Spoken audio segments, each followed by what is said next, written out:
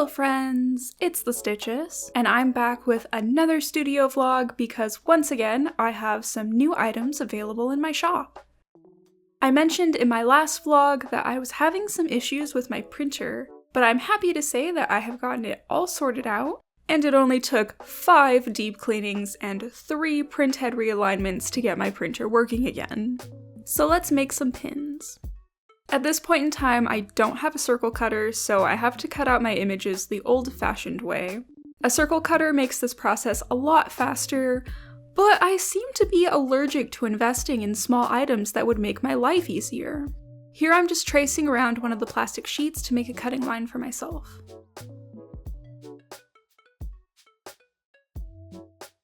Next I'll use my paper cutter to separate my images.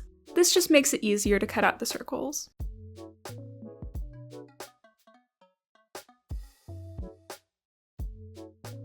So here we have all of my images ready to be trimmed into circles.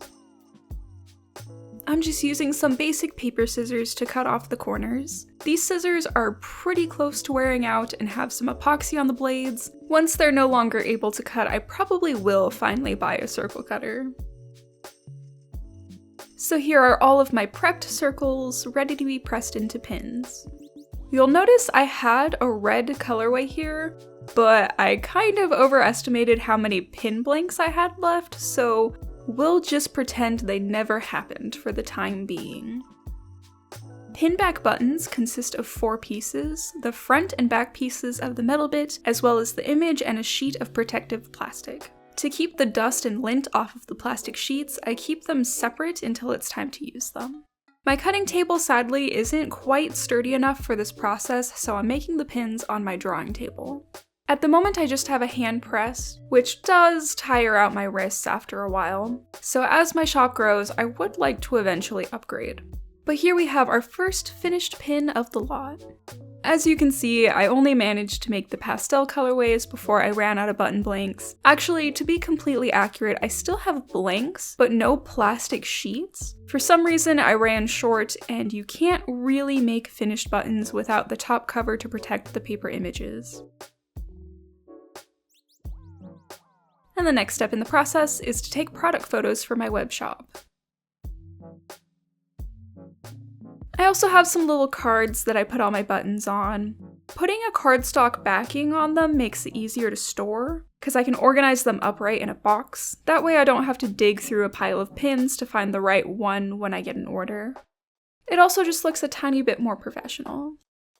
That would be the end of our vlog, but while I was doing some cleaning, I found some scrap fabrics that I'd cut and sewn into tubes to make scrunchies, before completely forgetting about them. The last time I made scrunchies, they sold out in a couple hours, so why don't we finish these? All the hard work was already done, so I just needed to put elastic in these and stitch the ends together. The stitching is kind of tedious, but it's a good excuse to make a dent in my YouTube Watch Later playlist. And now I have a pile of finished scrunchies. These will also need some product photos, so I can list them in my shop. With all my items finished and my photos taken, I can store these and make my listings. Everything you saw me make today is now available at softsugar.shop. As always, there will be a link in the description. I also have some patches left over from my last drop, some older pin designs, and I'm clearancing out one of my zines that I plan on discontinuing, so I'd appreciate it if you took a look. But if none of that sounds interesting, I'd still like to thank you for watching this video all the way through. That's all for today. You may have noticed that I've been releasing videos more regularly. I hope to continue doing that. And with that, I'll see you all next time. Bye!